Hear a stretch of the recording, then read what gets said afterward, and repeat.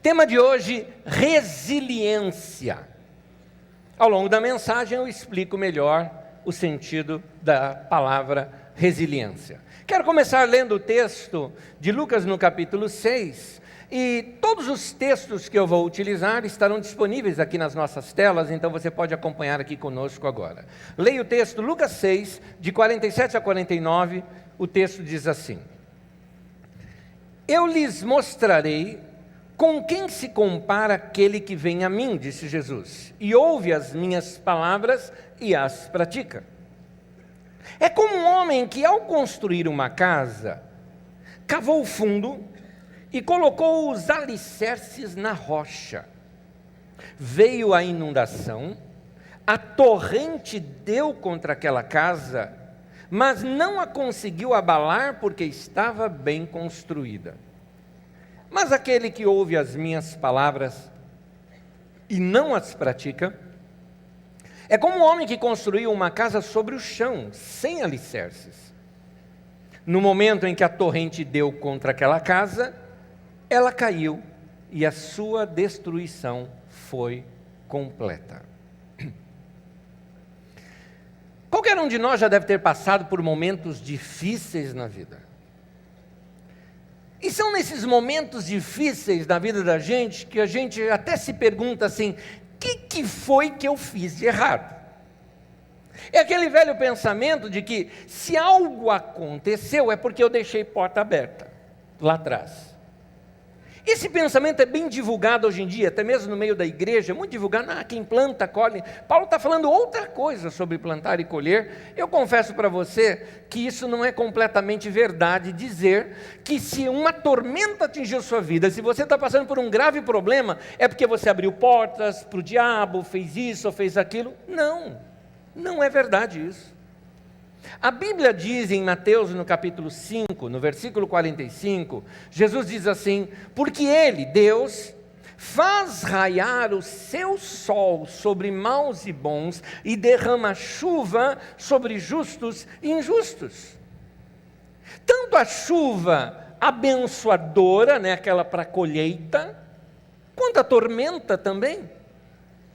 A tempestade que caiu na casa do vizinho, cai na tua também. O furacão que passou pela cidade, atinge a sua casa e a casa ao lado. Bem-vindo à vida. A vida é assim. A vida é cheia de surpresas, a vida é cheia de situações que não se tem explicações. As tempestades da vida podem vir sobre quem faz coisa errada, mas também pode vir sobre o certinho.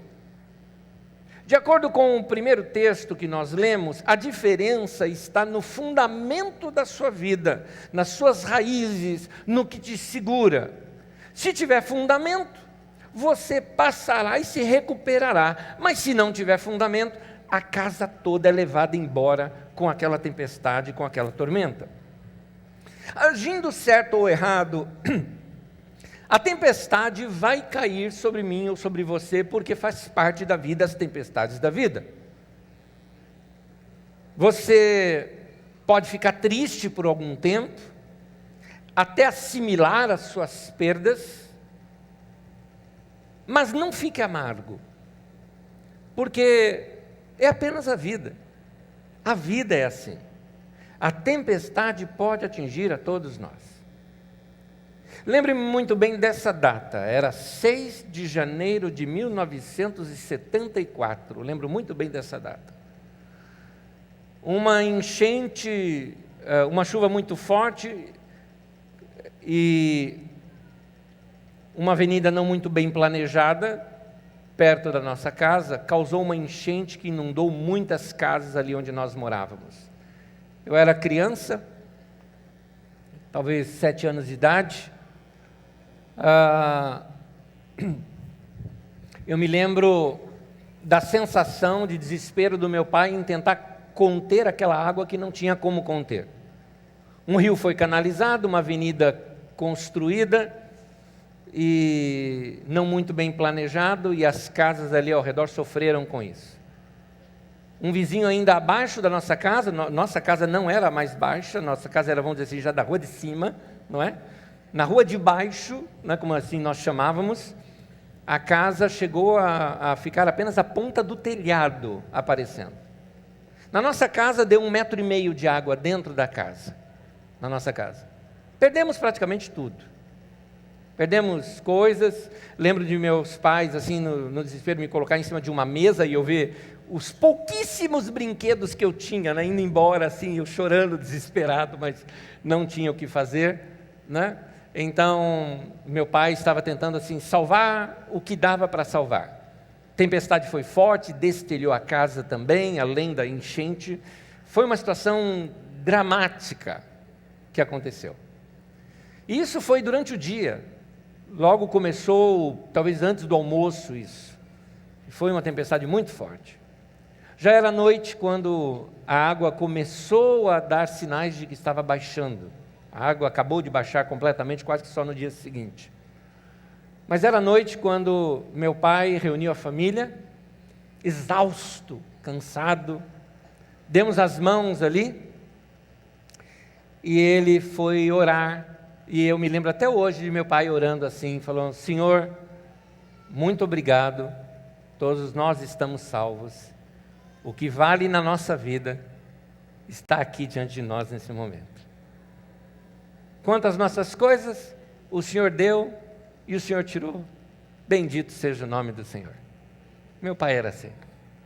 Amém, tudo bem, vamos dar um jeito como é que a gente vai dormir. Ele era desse jeito e assim se resolveu. E foi o que aconteceu.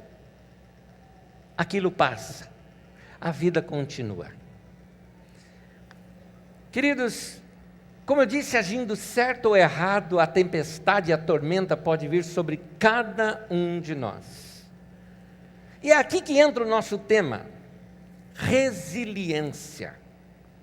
O que é resiliência? Resiliência é a superação das adversidades de forma saudável e construtiva. Meu pai, nesta cena que estou descrevendo, era um resiliente. O termo ele é usado para identificar aquelas pessoas que conseguem superar as dificuldades e desafios e ainda se fortalecem a partir destas situações adversas que acontecem na vida.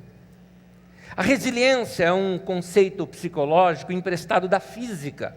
Esse é um termo, na verdade, usado na física.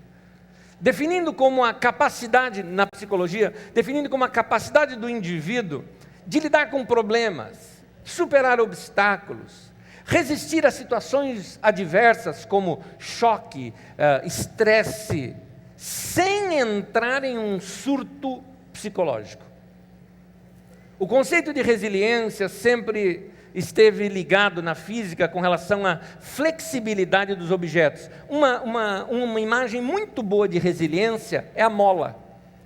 Você pega uma mola, aperta, põe ao máximo de pressão sobre ela. Ela naquele momento, entenda bem, cedeu a força maior sobre ela. Mas uma vez tirada essa força, ela volta ao lugar. Ela volta a ser o que era. Esta atitude de voltar a ser o que era, é a resiliência. Quem desenvolveu a resiliência na sua vida, ele tem a capacidade, por exemplo, de analisar e refletir quando o mundo todo está desabando ao seu redor. É a capacidade de analisar o ambiente ao seu redor para tomar a melhor decisão. É um pânico, mas espera. Para tomar a melhor decisão, nesse momento eu tenho que analisar o que está acontecendo. Quem desenvolveu a resiliência, ele usa o seu controle emocional e o seu bom humor para tornar o ambiente mais leve em situações difíceis. Também é aquela habilidade de se manter sereno diante de uma situação de estresse. Quem tem resiliência encara mudanças e as dificuldades como possibilidades, como uma oportunidade de crescimento. Foi mandado embora, ele assume aquilo, tem um tempo de chateação, passou, bom, estava querendo mudar de emprego mesmo, vamos embora, não é? Vamos embora. Quem é resiliente enfrenta a vida com um certo otimismo. É aquela crença de que as coisas podem mudar e pode ficar melhor. Tem esse investimento contínuo de esperança e por causa disso aquela convicção de que dá para se controlar um pouco o destino da vida, que a vida não é assim um barquinho solto no mar que a gente não sabe para onde vai, não dá assim. Então mesmo quando essa decisão está fora do poder das suas mãos, ele ainda assim fala, não, vai dar certo, eu acredito que vai, a gente pode fazer algumas coisas aqui que pode direcionar a nossa vida a ficar um pouco melhor. A Bíblia Sagrada, para mostrar isto na vida sua e minha, Deus diz algo nas Escrituras no Salmo 92, no versículo 12, diz assim: o justo florescerá como a palmeira.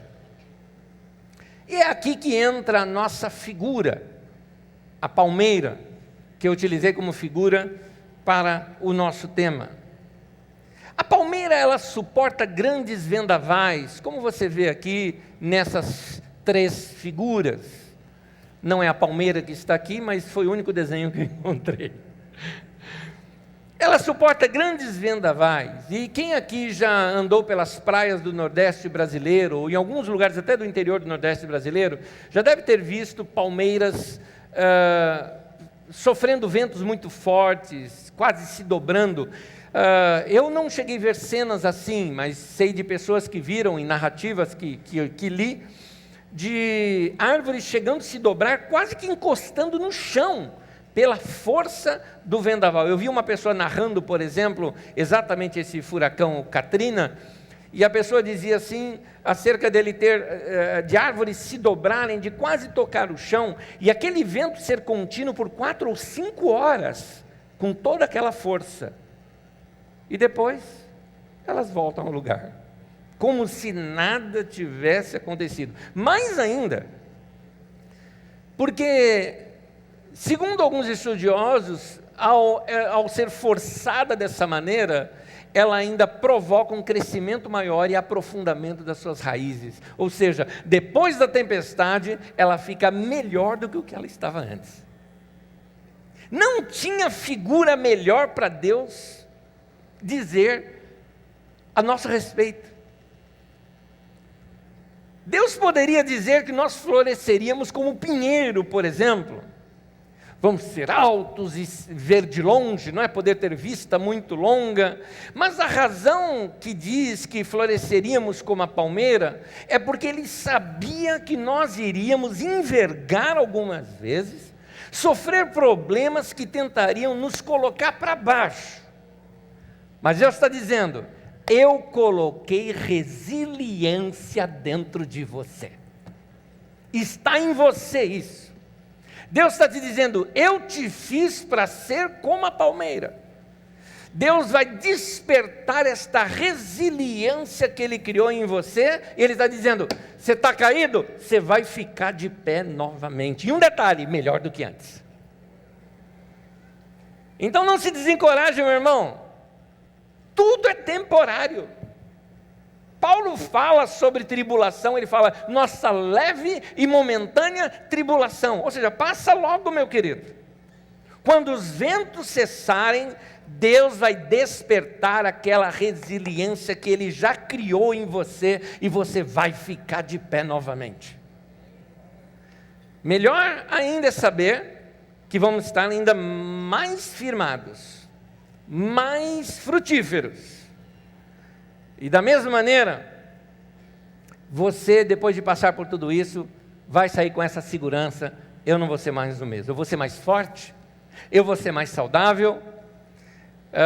Deus vai te levantar. Muitas pessoas chegam para você, às vezes, quando você está abatido, e diz assim: fica firme, Deus vai levantar você. Verdade, mas uma verdade incompleta ainda, meu irmão. Eu preciso completar essa verdade que esse irmão te disse. Deus vai levantar você, mas vai te levantar melhor do que o que você era antes. É isso que Deus vai fazer com você. No livro de Provérbios, capítulo 24, versículo 16, o texto diz assim: ainda que o justo fará a erguer. Tem mais, Salmo 34, versículo 19. Para um fim didático, leia junto comigo, vamos falar juntos. O justo passa por muitas diversidades, mas o Senhor o livra de todas. O justo passa sobre muitas adversidades, mas o Senhor o quê? O livra de quantas? Quantas? Importante você saber isso, são todas. Porque às vezes tem adversidade que a gente passa, que a gente pensa assim, dessa eu não passo. Passa sim, meu irmão. Todas. O Deus que te fez algo no passado, Ele pode fazer agora também. É o mesmo Deus. Às vezes nós somos tentados a pensar assim, eu não entendo por que isso aconteceu comigo. Eu procuro ser tão certinho, eu faço tudo correto, eu ando com Deus, eu amo a Deus. Mas a resposta é o seguinte, querido, a razão de acontecer isso com você é porque você está vivo. Isso vem sobre todo mundo, maus, bons, justos, injustos, a vida é assim. Talvez você possa estar para baixo algum tempo, a tempestade ela pode estar feia para o teu lado, mas eu preciso lhe avisar que você não vai ficar assim, você vai se levantar, Deus colocou resiliência em você, e você vai ficar melhor do que você já era. Algumas lições eu quero tirar daqui, e são duas apenas, a mensagem hoje é curta e rápida, mas o suficiente para levantar você e colocar fé no teu coração. Se você quer desenvolver resiliência na sua vida, e quer aprender a resistir aos problemas da vida, e prosseguir, tem duas coisas que você precisa fazer, e a primeira delas é a seguinte: você precisa ter sua paixão pela vida de volta.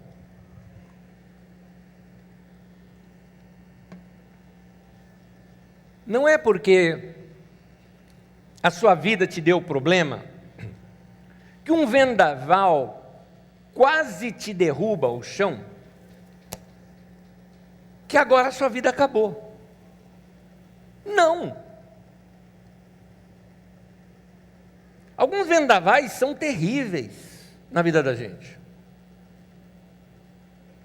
Lembro-me aqui o choro de uma moça me contando 8 anos de namoro e noivado. Eu até perguntei, se estavam querendo se aposentar para usar aposentadoria para casar? O que era, né? 8 anos de namoro e noivado, marcar o casamento. Na semana do casamento, um indivíduo fala para ela, tchau, benção, e sai com outra, e muda de lugar, sumiu. Terrível, o mundo dela caiu. Como se reconstruir depois disso? Um vendaval. Pessoas que enfrentam, de repente, um desemprego nos momentos mais cruciais da sua vida. Ao longo de anos se planejaram, acabaram de comprar uma casa própria com muito sacrifício, pagaram ali os primeiros investimentos para a construtora, quando sai o financiamento, saiu tudo certo, vão começar a pagar, vem o desemprego. E agora vai perder tudo, o que vai acontecer? O mercado está ruim para vender. Eu estou falando de problemas dos nossos dias. São pais que educam seus filhos, confiam na educação que deram para os seus filhos, e um dia vem notícias como terríveis, do tipo, seu filho está envolvido em questões de drogas, ou como um casal me procurou aqui um dia, filho, saindo da escola com um amigo, resolveram parar um tempo para conversar, era tipo de sexta-feira, sabe, aquela de boa, e daqui a pouco chegam policiais, cercam eles, levam presos, e dizem que houve um assalto em tal lugar, e que descreveram que foram eles. E o tempo que se levou para provar que não era. E ainda a pessoa depois vem, faz a verificação e confirma, não eram os dois, sim. E aí? Então, são crises, são problemas que acontecem na vida de tantas pessoas que a gente não imagina. Agora, não é porque um vendaval te derrubou quase ao chão que a sua vida acabou. Não acabou, meu irmão. Não acabou. Eu lhe falei, nós tivemos uma tempestade de quase um dia todo, mas fomos dormir e o dia seguinte, outro dia. Os dias mudam. Não desista de viver só porque você não passou naquele concurso que você tanto queria. Não desista de viver somente porque a pessoa que você ama, ela não te ama mais. Não desista de viver só porque você foi mandado embora ou porque você não passou de ano naquele curso. Um dos princípios de vida que a gente tem que ter é esse: aceite o que não pode ser mudado. Isso é um princípio de vida. Tem determinadas coisas que não tem como mudar. Veio o vendaval, levou tanta coisa, assim, não tem como evitar. O vendaval já aconteceu, a tempestade aconteceu, a enchente levou meus móveis. E agora? Agora tem que comprar outro, tem que ir para a luta. Não adianta chorar pelo leite derramado, já dizia o velho ditado. A Bíblia é cheia de histórias das quais nós podemos tirar grandes lições. Como a Bíblia é um livro didático.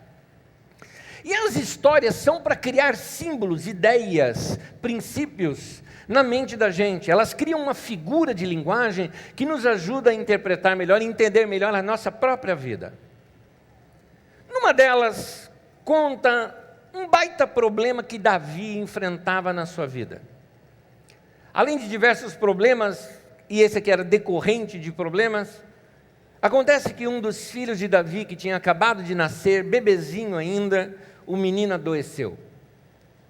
Davi, desesperado que o menino havia adoecido, jejuou, orou, pediu a Deus que o menino não morresse, ficou sem comer por vários dias.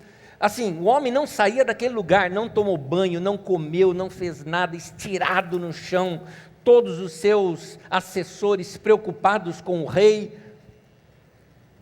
E aí ele escuta um murmurinho, o pessoal conversando, e ele... O que aconteceu? Não, senhor, o menino morreu? Falaram, morreu, senhor. Tá bem. Quando ele fica sabendo que o menino morreu, ele se levanta, pede que lhe preparem um jantar, vai tomar um banho, põe roupas novas, se recompõe. E aí os homens vêm perguntar para ele, peraí, como assim? Quando o menino estava aí vivo, você estava estirado no chão, a gente achando que você estava tendo uma crise, um problema que você não ia se recuperar nunca. Agora que você sabe que o menino morre, você se levanta e fica de boa. Resposta do Davi em 2 Samuel 12, de 22 e 23, diz assim: enquanto a criança ainda estava viva, eu jejuei e chorei.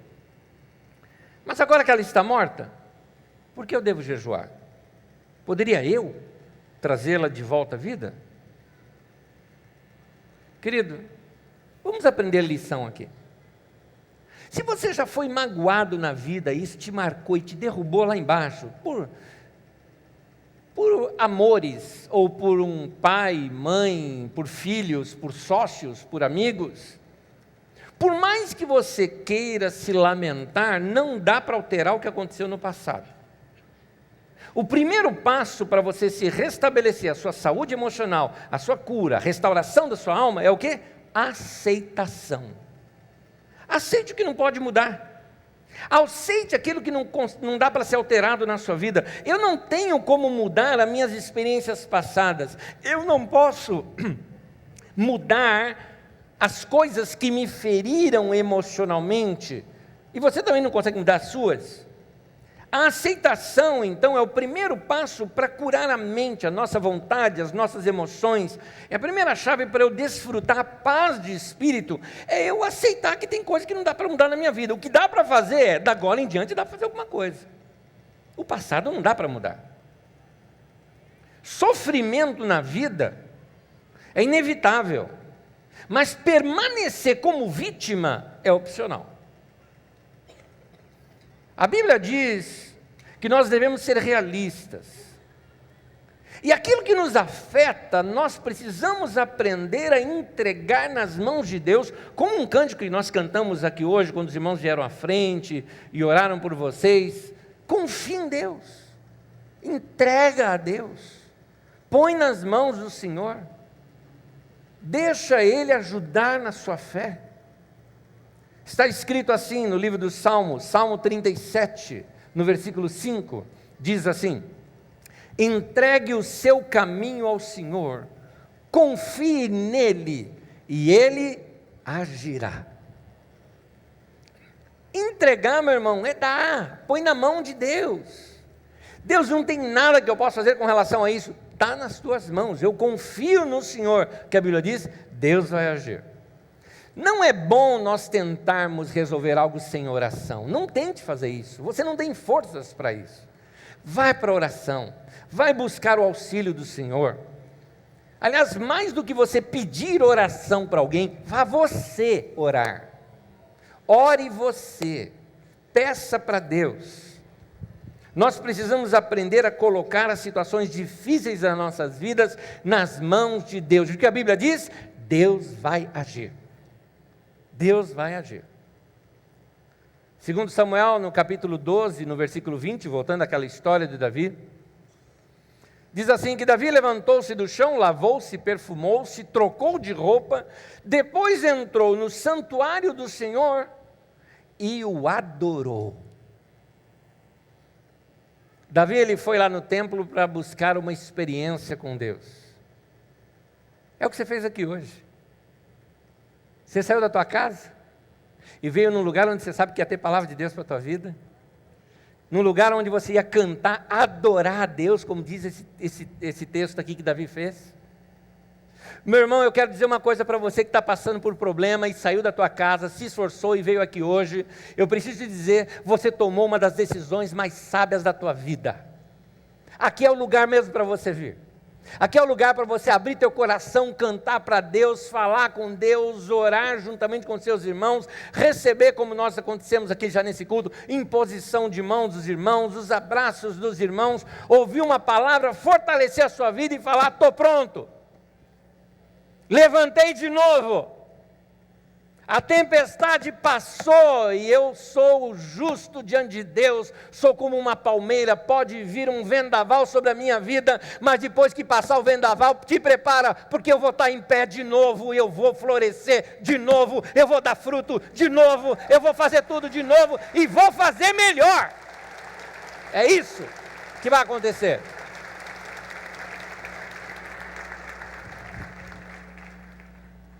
Coloca o seu foco no que ficou e não no que se foi. Não consigo, são anos, gente, anos. Me ajuda nas contas, 1974 até hoje, quantos anos? Quem é bom de conta aí, rápido? 41. 41 anos atrás, eu vi uma cena e não consigo esquecê-la, os olhos do meu pai. Quando ele falou assim, tudo que é precioso da minha vida está aqui, e olhando assim para cada um de nós. Eu me lembro ele olhando nos meus olhos. Ele falou, Deus nos guardou. Deus nos guardou. A tempestade passou, é hora de você ver o que ficou intacto. A tempestade pode ter levado muita coisa na tua vida, mas também muita coisa ficou. Tem gente ao teu redor que nunca te abandonou. Valorize mais essas pessoas. Confesso para vocês que eu estou cansado dessa nossa sociedade, como disse o filósofo Bauman, que é uma sociedade líquida, que não tem nada sólido nessa sociedade, não existem compromissos nessa sociedade. As pessoas olham para as outras e querem usar as outras. Usando a mensagem do domingo passado, são gente como Zaqueu, olha para pessoas e vê números, olha para pessoas e vê influência. Tudo é descartável, então eles te usam e jogam fora. Cansado disso.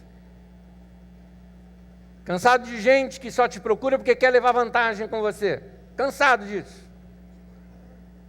Mas tem gente que não é assim do teu lado. Você sabe muito bem, tem gente que fala, eu estou com você aonde for.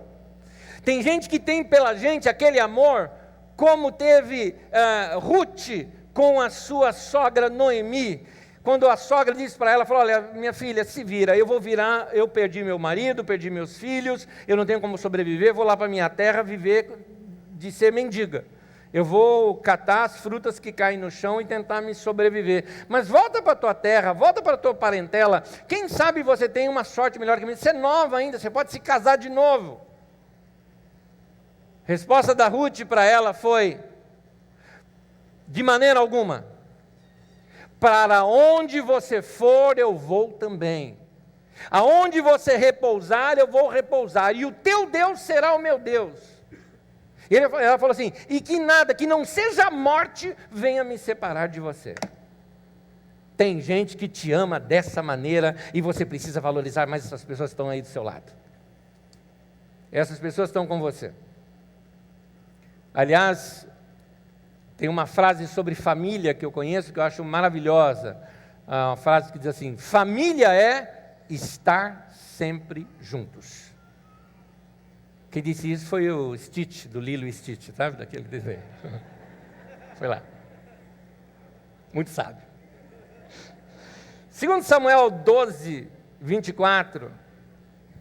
A vida prosseguiu.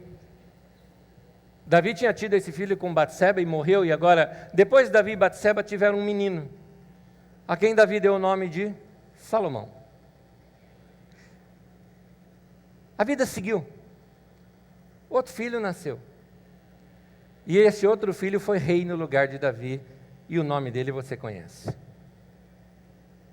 Querido, se a tua vida parou, igual uma mula, dá um berro, dá um grito e fala: segue, segue. Um grande problema nosso é a falta de perspectiva, quando nós não conseguimos ver a nossa vida de outra maneira. Algo saiu da tua vida e você acha: o que vai ser agora da minha vida? Querido, que vai ser que a tua vida vai continuar. É isso. Não dá para mudar o que passou, mas dá para você mudar, a partir de agora, as coisas na sua vida. Então, se você quer desenvolver resiliência, quer aprender a resistir os problemas da vida, prosseguir, duas coisas você precisa fazer. Uma, você precisa ter a sua paixão pela sua vida de volta. Segundo, confie em Deus por um novo dia na sua vida. Eu vou explicar o que eu quero dizer isso. A vida é cheia de parábolas, cheia de figuras de linguagem. O nosso mestre Jesus era craque nisso. Ele tirava lições de coisas do dia a dia. Jesus falava de pesca, falava de peixe, falava de cesto, falava de semente, falava de roupa, falava de vinho, falava de água, falava de passarinho, falava de flores. Ele falava de coisas que estavam à vista das pessoas e tirava dali lições. Eu e você, às vezes, temos uma vida tão agitada, passamos por tantos lugares cheios de ensinamento para nós, tantas cenas que nos passam na vida, que são riquíssimas de coisas para nos ensinar, mas nós não as enxergamos, nós não as vemos. Como eu disse na ministração do domingo passado, intitulada Os Dois Cegos, somos cegos que vêm. A gente vê, mas não enxerga. Passamos por coisas que não notamos. Tem tantas coisas ao nosso redor para nos ensinar. Jesus foi sábio em olhar para estas coisas e extrair dali grandes lições. Por exemplo, ele ensina para nós olharmos as flores, ele chama dos lírios do campo. E ele nos ensina que nós poderíamos aprender, ele fala, observai como crescem os lírios do campo. Ele fala, perceba o processo de crescimento que tem ali. Coisa linda. Ele nos ensina a observar as aves do céu e ele quer nos ensinar a confiar em Deus como os passarinhos confiam. Eles não se preocupam com comida e sempre tem comida para eles. E Deus é quem dá. E ele fala, e você não é mais importante que o passarinho? Por que Deus não cuidaria de você também? Na parábola do semeador, ele nos ensina que nós precisamos aprender a semear nossas palavras no solo apropriado. Se você ver aquela parábola, você vai ver que não é para qualquer ouvido que você lança suas palavras, porque tem ouvido que a coisa não vai dar certo. Ao dizer que Basta cada dia o seu mal. Com essa frase, Jesus está nos ensinando que os problemas desse dia, devemos deixá-lo nesse dia. E que cada dia pode ser uma fonte de renovação para a gente. Basta cada dia o seu mal. Não leve as preocupações de hoje para amanhã. Então, o que eu quero dizer com esta frase é: aprenda a virar os dias no calendário da sua vida também. Não é só os dias do calendário do seu computador ou da sua folhinha, se é que você ainda a utiliza, não é? Que tem que ser mudados dia a dia, os da sua vida também. Essa é uma mensagem para essas pessoas que estão passando por mudanças em suas vidas. As nossas vidas, olha que símbolo maravilhoso que Deus nos dá. O nosso dia tem ali as horas, e o que acontece quando nós atingimos as 24 horas do dia? Zerou. Começa tudo de novo. É uma nova chance, é um novo dia, é um outro ciclo que começou na nossa vida. Termina-se um, inicia-se outro. É sábio compreender quando um momento, um dia, um ciclo da nossa vida já passou e saber abrir portas para um tempo novo, para um dia novo, porque tem gente que está presa no passado. Pessoas passaram por tua vida e não estão mais lá. Uma empresa passou pela sua vida e já não está mais lá. Um tempo todo passou pela sua vida, mas agora é tempo de ir adiante, sem levar com você essas coisas na mochila. Basta cada dia o seu mal, o mal daquele dia fica lá, para aquele dia. Há uma poesia que diz assim: há mais a ser visto além do que já vimos, há mais a fazer do que já foi feito. Letra de uma canção no desenho Rei Leão de Circle of Life, Elton John. Há muito mais para fazer do que já foi feito. Há muito mais para ser visto do que nós já vimos. Uma das diversões lá em casa, minha e da Magda, é assistir de tempo em tempo um determinado programa chamado Brasil Visto de Cima, quando ele nos mostra ângulos de lugares do Brasil que são lindos e maravilhosos e que a gente não tem esse ângulo exatamente por não estar voando. Lugares paradisíacos e lindos e maravilhosos. E ontem mesmo nós vimos um lugar que nós já devemos ter ido para lá, talvez umas 15 vezes, eu acho, na nossa vida, ou mais. Ela está me sinalizando aqui, talvez mais do que isso. Nós já fomos para aquele lugar, um dos lugares mais lindos que eu já fui na minha vida, aqui no nosso Brasil. E aí, visto de cima, é mais lindo do que eu imaginava. Conheço cada pedaço daquele lugar, mas olhando de cima é mais lindo ainda. E a vontade que deu, eu quero ir de novo. Tem mais para ser visto naquele lugar do que eu já vi. A vida tem que ser encarada dessa maneira. Tem tanta coisa para a gente ainda fazer. Às vezes eu pego assim, principalmente rapazes, moças, adolescentes ou jovens, que quando tem uma frustração amorosa, entram em crise: ai, meu mundo caiu, minha vida acabou. Quantos anos você tem? 16.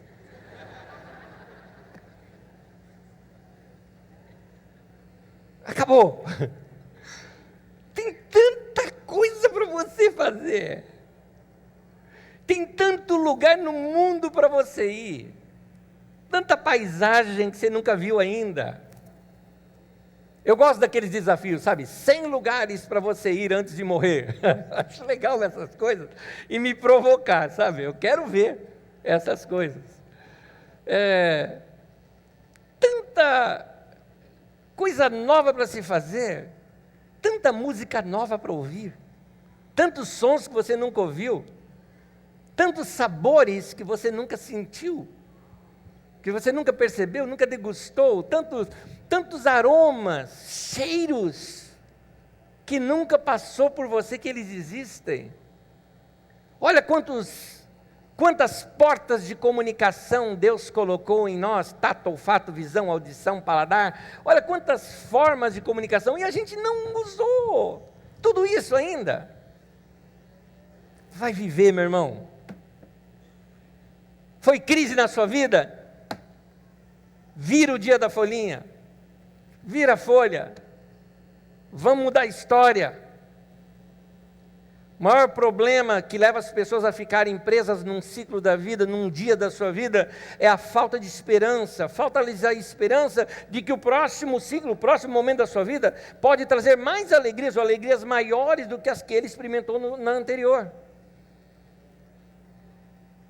Quando você entra numa nova empresa, quando você muda de casa, muda de bairro, quando você faz um novo curso, uma nova faculdade, quando você começa a contatar pessoas novas, ter novas experiências, coisas novas aparecem na sua agenda e aos poucos algumas antigas vão cedendo lugar, um ciclo novo começou.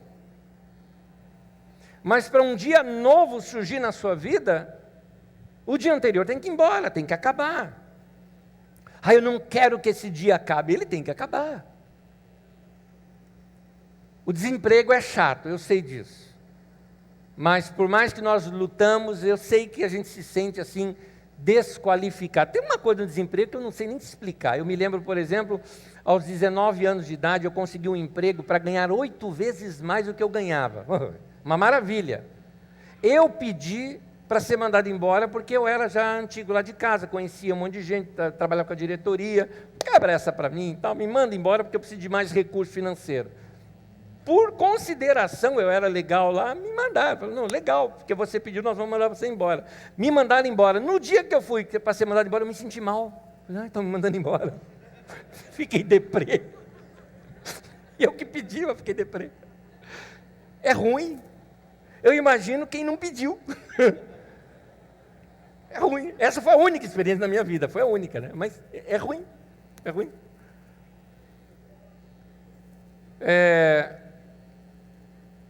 Mas, querido, esse dia precisa acabar para sair um novo dia na tua vida. Às vezes nós pensamos que não vamos mais conseguir se realizar na vida sem aquele emprego. Mas, meu irmão, Deus deu a você algo, está em você, no seu DNA, chamado resiliência.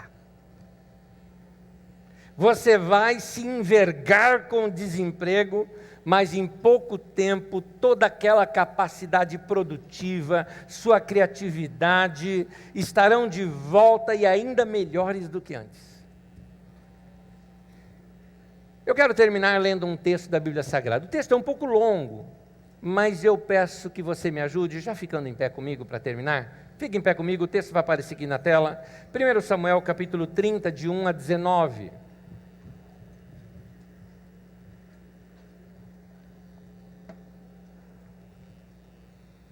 Eu não vou explicar a história, então preste atenção na história, para que você compreenda a leitura. Quando Davi e seus soldados chegaram a Ziclag, os amalequitas tinham atacado Neguebe e incendiado a cidade de Ziclag. Uma pausa só, isso eu preciso explicar porque vem antes do texto. Davi juntou os homens dessa cidade e foram guerrear. Foram guerrear para ajudar uma outra cidade. Quando eles voltaram, os amalequitas tinham invadido a cidade deles e saqueado a cidade deles. Imagina, voltando de guerra e foram pegos de surpresa. Aqui está a continuação do texto. Levaram como prisioneiros todos os que lá estavam, as mulheres, os jovens, os idosos. A ninguém mataram, mas os levaram consigo, quando prosseguiram seu caminho. Ao chegarem a Ziclag, Davi e seus soldados encontraram a cidade destruída pelo fogo, ou seja, as casas deles. Viram que suas mulheres, seus filhos e suas filhas tinham sido levados como prisioneiros. Então Davi e seus soldados choraram em alta voz até não terem mais forças. Todos estavam amargurados por causa de seus filhos e de suas filhas. Davi, porém, fortaleceu-se no Senhor, o seu Deus. Versículo 9 continua dizendo: Davi e os 600 homens que estavam com ele foram ao ribeiro de Besor, onde ficaram alguns, pois 200 deles estavam exaustos demais para atravessar o ribeiro. Tinham acabado de vir de uma guerra e se dão com isso.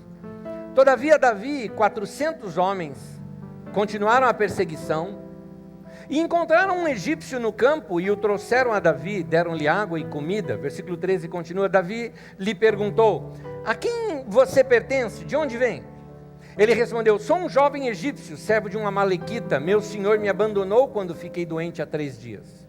Versículo 15, Davi lhe perguntou, você pode levar-me a esse bando de invasores? Ele respondeu, jura diante de Deus que não me matarás, nem me entregarás na mão do meu senhor, e eu te levarei até eles. Quando ele levou Davi até lá, os amalequitas estavam espalhados pela região, comendo, bebendo e festejando muitos bens que haviam tomado da terra dos filisteus e de Judá. A Bíblia aqui é discreta em dizer, é provável que esses homens estariam talvez até mesmo abusando das mulheres que eles pegaram, além de repartirem ali os bens de valor e tudo mais.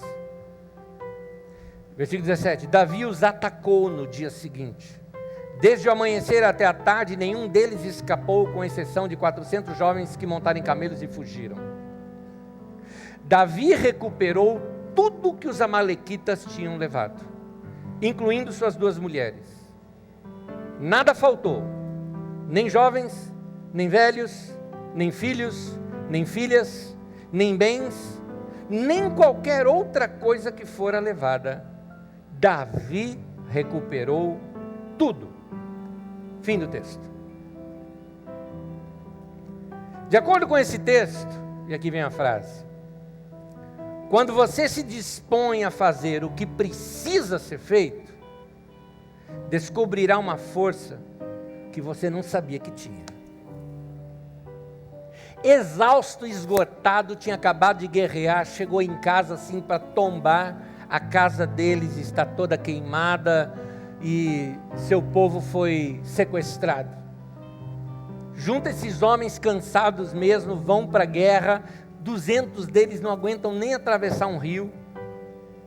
Davi deixa as coisas ali com eles e com 400, ou seja, menos ainda pessoas, vão, batalham, vencem a guerra, não perde um só dos seus soldados e recupera todo mundo que eles haviam perdido no passado, que haviam sido sequestrados. Recuperam todos. Diz o texto, Davi recuperou tudo. O que esse texto nos ensina é o seguinte, meu irmão, tem hora que você precisa dizer o seguinte, chega, essa doença me deixou demais na cama, eu vou me levantar e eu vou fazer o que eu tenho que fazer.